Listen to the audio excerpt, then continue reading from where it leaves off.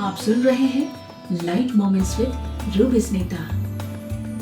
भारत का इतिहास गौरवपूर्ण रहा है। इतिहास परक कहानियां जो हमारे संस्कृति की विशेषताएं बताती हों, हमें बहुत अच्छी लगती हैं। और सच तो यह है कि कहानियों का मजा तो सुनने में ही है। आज इतिहास के एक ऐसी औरत की प्रेम कहानी लेकर आई हूँ जिसके प्रेम और समर्पण ने बादशाह अकबर को भी हार मानने पर मजबूर कर दिया था। इस कहानी का शीर्षक है स्वर प्रेम का और इसे लिखा है कृति केशरी ने। अपने खूबसूरत से बगीचे में बैठकर शहंशाह अकबर अपने वीणा वादक नामद खां की वीणा के मधुर स्वरों का लुत्फ ले रहे थे। नामद खां ने वीणा के स्वर को नीचा करते हुए एक झंकार के साथ वीणा बंद कर दी। अकबर कह उठे, वाह नामद खां वाह, कोई तुमसा वीणा नहीं बजा सकता। मन खुश हो गया। नामद खां ने अकबर की कदम बोशी करते हुए कहा, तारीफ के लिए शुक्रिया बादशाह सलामत, पर मैंने अपने से भी बढ़कर वीणा वादक को देखा और सुना है। अकबर ने आश्चर्य से पूछा, कोई तुमसे भी अच्छा वीणा बजा सकता है क्या नामद खां? नामद खां ने सिर झुकाकर कहा, हाँ बादशाह। ओरछा राज्य के दरबार की प्रधान नृत्यांगना प्रवीण राय, मैंने उसे वीणा बजाते हुए सुना है। उसे देखकर लगता है मानो साक्षात सरस्वती जी वीणा बजा रही हों। वह जितनी सुंदर वीणा बजाती है ना, उतनी ही सुंदर वह खुद भी है। इतनी नाजुक, इतनी हसीन स्त्री मैंने पहले कभी नहीं देखी थी बादशाह सलामत। गायन, वादन, नृत्य, इन गुणों की तो जैसे वह खान है। साथ ही वह एक बहुत ही अच्छी कवयित्री भी है। अकबर ने उत्सुकता से पूछा, जब वह इतनी काबिल है तो उस जंगल में क्या कर रही है? उसे तो हमारे दरबार में होना चाहिए था। नामद खां ने उनकी बात से सहमत होते हुए कहा, यकीनन बादशाह सलामत, उसे आपके दरबार की ही शोभा होनी चाहिए थी। अब हीरे की परख तो जौहरी ही कर सकता है। उस जंगल में उसकी कला को परखने वाला आखिर है ही कौन? अकबर ने तुरंत ताली बजाकर एक पहरेदार को तलब किया और कहा, तत्काल ओरछा नरेश को हमारी ओर से एक आदेश पत्र भेजा जाए कि अपनी प्रमुख नृत्यांगना प्रवीण राय को फौरन से पेशतर हमारे दरबार में भेज दिया जाए। ओरछा का सभागृह। सभी सामंत खामोश बैठे हैं। कुछ की नजरें आपस में ही बातें कर रही थीं और कुछ उत्सुकता से महाराज इंद्रजीत की ओर देख रहे थे। महाराजा इंद्रजीत चिंतित और उद्विग्न दिख रहे थे।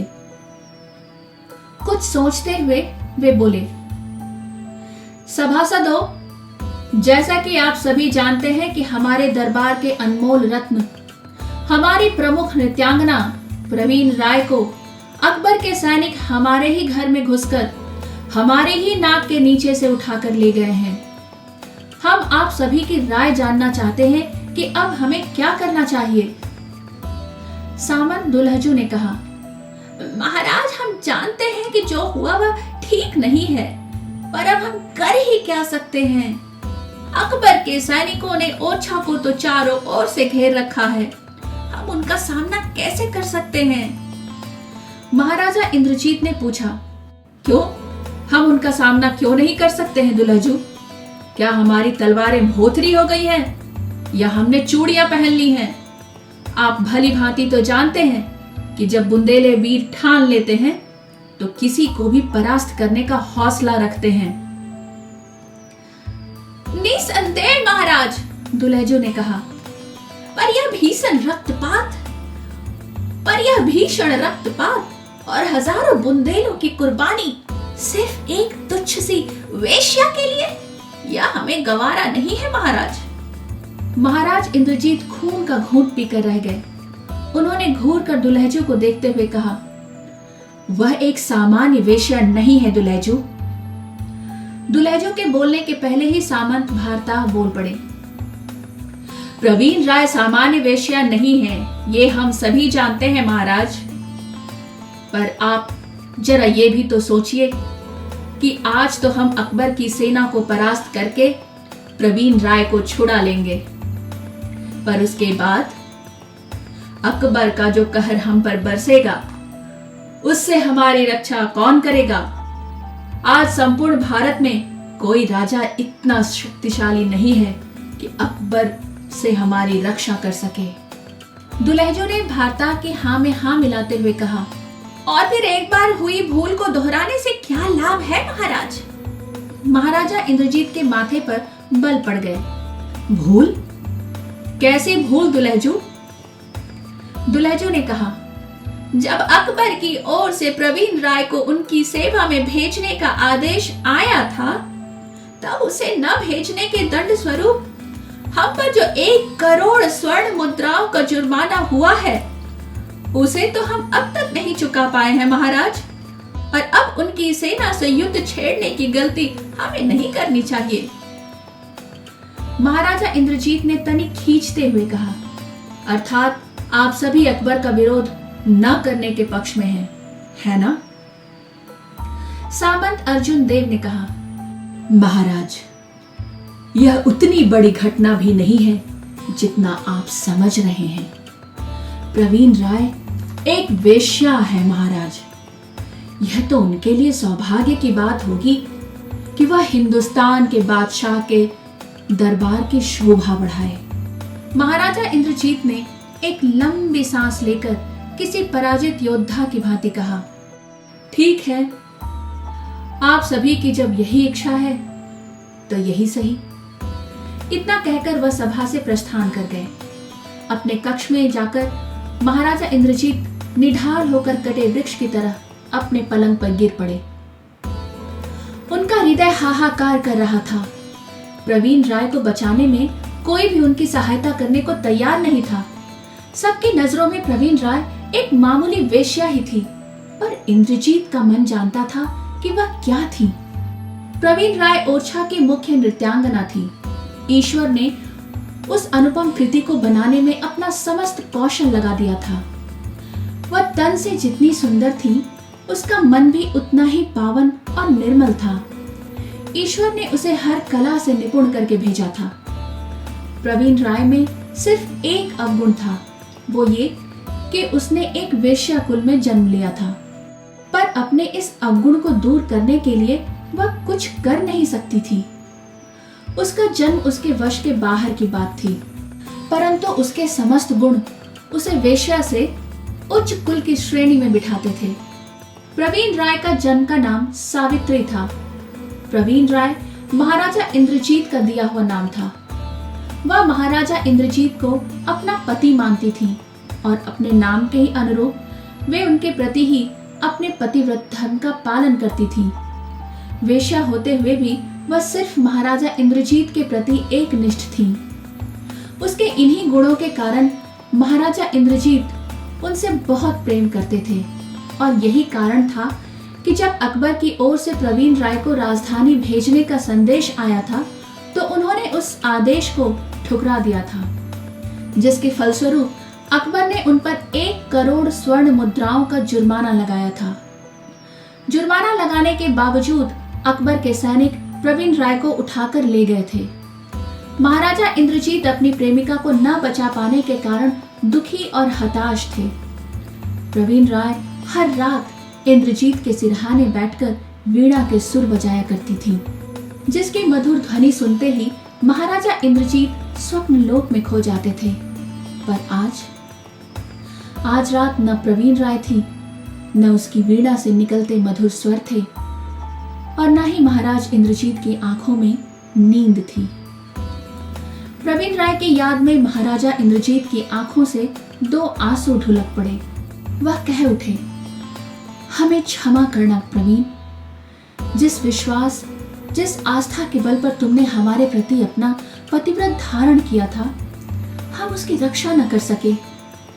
इससे अच्छा तो ये होता कि हम कोई साधारण मनुष्य होते, तो कम से कम अपनी प्रेमिका को बचाने के लिए लड़ते हुए अपने प्राण तो गंवा सकते थे।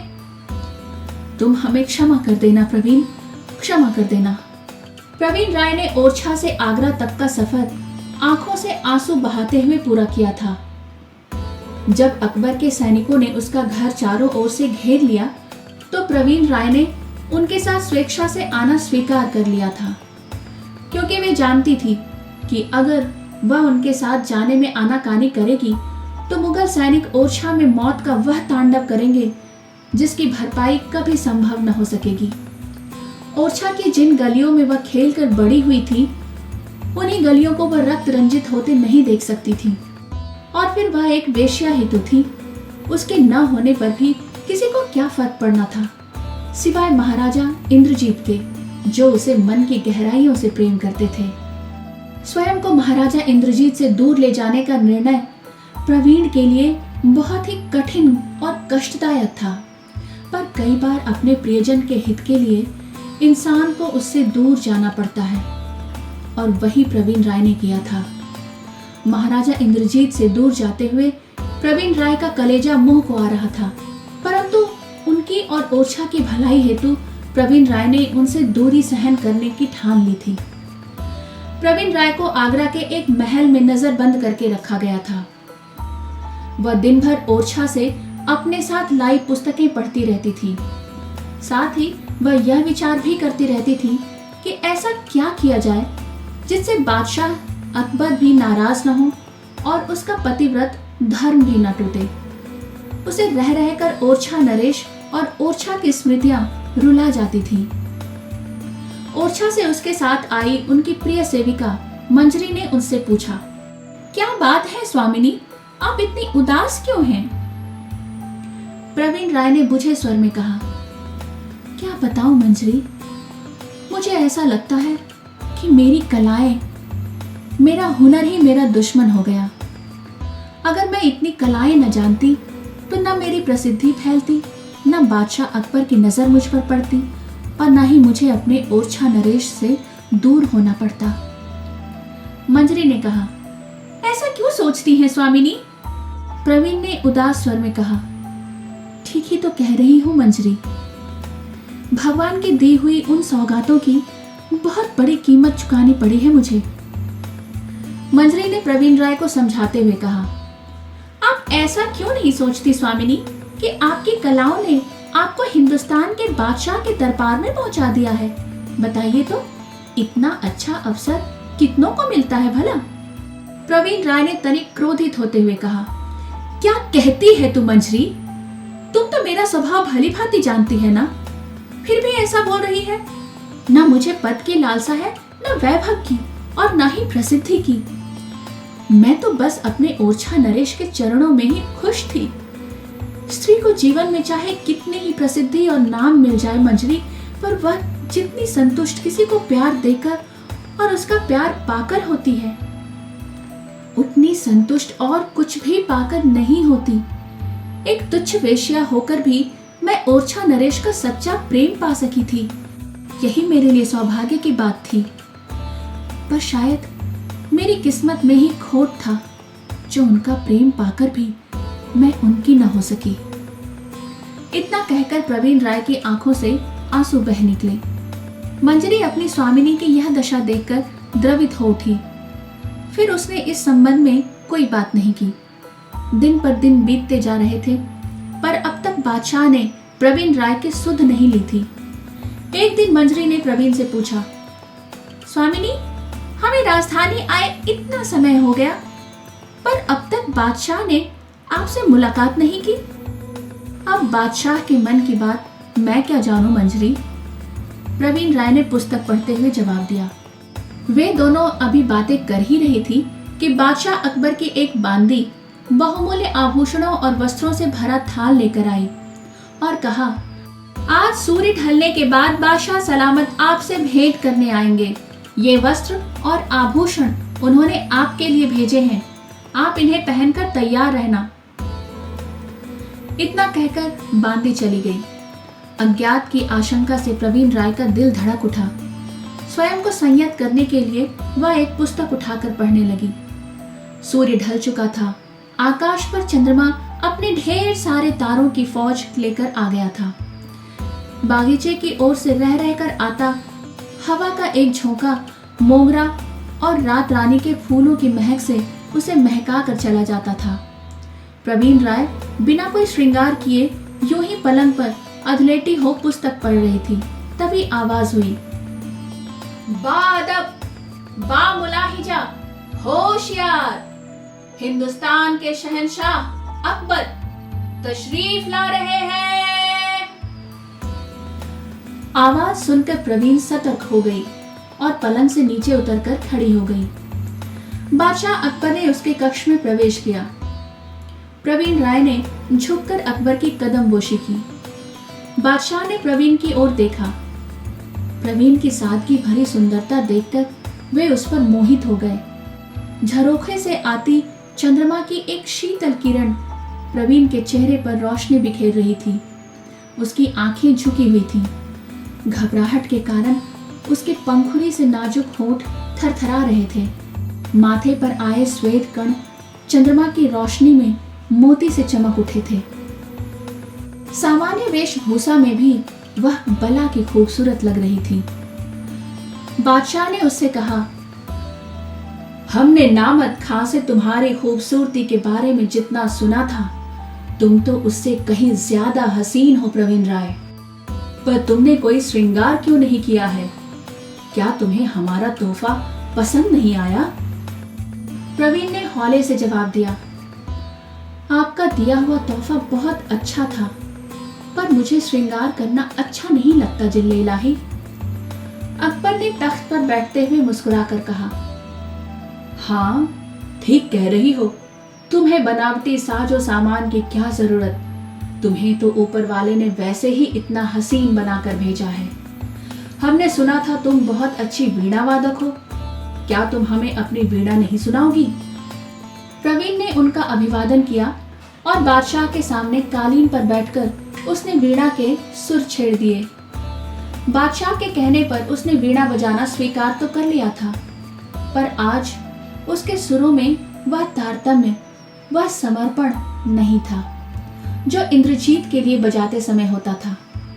वह बेमन से वीणा बजा रही थी, फिर भी उसकी वीणा के स्वरों ने बादशाह को मदहोश कर दिया था। वह आंखें बंद किए हुए गवा तकिया को उंगलियों से थपकाते हुए वीणा का आनंद ले रहे थे। प्रवीण ने वीणा के सुरों को ऊंचा उठाते हुए एक झटके से वीणा बंद कर दी। अकबर जैसे सोते से जाग पड़े। वाह प्रवीण राय, वाह, तुम बेजोड़ हो। आज के समय में कोई वीणा वादक तुम्हारा मुकाबला कर ही नहीं सकता। हमने तय कर लिया है कि अब तुम सिर्फ हमारे लिए ही वीणा बजाओगी और हमारे हरम की शान बढ़ाओगी। वह जंगली ओरछा नरेश क्या जाने तुम्हारी कला की कद्र करना। हम तुम्हें बताएंगे कला पारखी किसे कहते हैं। बादशाह की बात सुनकर भी प्रवीण राय चुप ही बनी रही और उसने अपना सिर झुका लिया। अकबर ने तनिक तेज आवाज में कहा, तुम इतनी चुप क्यों हो प्रवीण राय? बोलती क्यों नहीं? क्या तुम्हें इस बात से खुशी नहीं हुई, या तुम अब तक उस जंगली के ख्यालों में खोई हुई हो?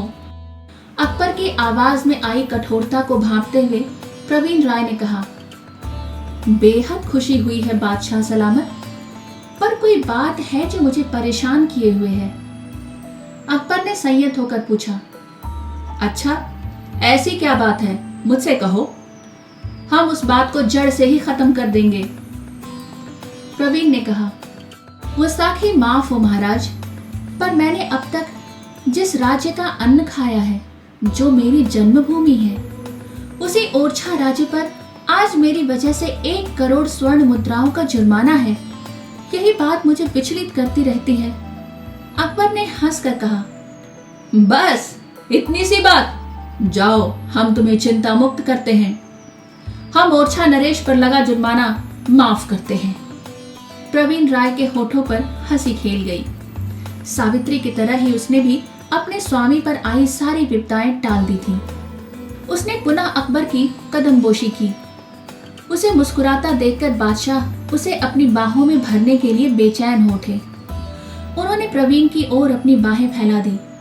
प्रवीण राय ने तनिक मुस्कुराकर अदाएं बिखेरते हुए कहा, महाराज, क्या आप मेरी कविताएं सुनना पसंद करेंगे? अकबर ठिठक गया। अरे हाँ, हमने सुना था कि तुम बहुत अच्छी कवयित्री भी हो। सुनाओ, क्या लिखा है तुमने? प्रवीण राय ने मुस्कुराकर एक दोहा पढ़ा। बिनती राय प्रवीण की, सुनिए शाह सुजान, जूठी पतरी भखत हैं, बारी वायस स्वान। दोहा सुनकर अकबर की चेतना को एक झटका सा लगा। वह सन्नाटे में आ गए। शब्दों का वार भाले की तरह अकबर का हृदय भेद गया। प्रवीण राय का दोहा सुनकर अकबर सोच में पड़ गए। ठीक ही तो कह रही थी प्रवीण राय। जूठन तो सिर्फ शूद्र, कुत्ता और कौवे ही खाते हैं। प्रवीण राय भी तो उस बुंदेले राजा की जूठन है। हम बादशाह हैं, हम उसकी जूठन क्यों चखें? अकबर ने प्रवीण राय से कहा, ठीक ही कहता था नामद खां, तुम सचमुच एक बहुत ही अच्छी कवयित्री हो और साथ ही बहुत समझदार भी। अपने दोहे के जरिए तुम जो हमसे कहना चाह रही हो, हम वह भी समझ गए हैं। जाओ प्रवीण राय, तुम अपने उसी ओरछा नरेश के पास लौट जाओ, हम तुम्हें मुक्त करते हैं। तब बादशाह ने अपने सेनापति खिजिर खां को बुलाया और उससे प्रवीण राय को ससम्मान वापस ओरछा पहुंचाने का हुक्म दिया। अगली सुबह हाथी दांत से बनी सोने से मढ़ी पालकी में बैठी वेश्या प्रवीण राय अपने स्त्री धर्म की आन को बचाते हुए अपने प्रेमी धर्म का पालन करने के लिए अपने प्रिय महाराज इंद्रजीत के पास ओरछा लौट रही थी। ये सुंदर प्रेम कहानी बस यहीं तक। उम्मीद है आपको अच्छी लगी होगी। अगली कहानी लेकर फिर से वापस आऊंगी। तब तक खुश रहिए और इंतजार कीजिए। मुझसे आपकी मुलाकात फिर यहीं होगी on light moments with Ruby Sunita.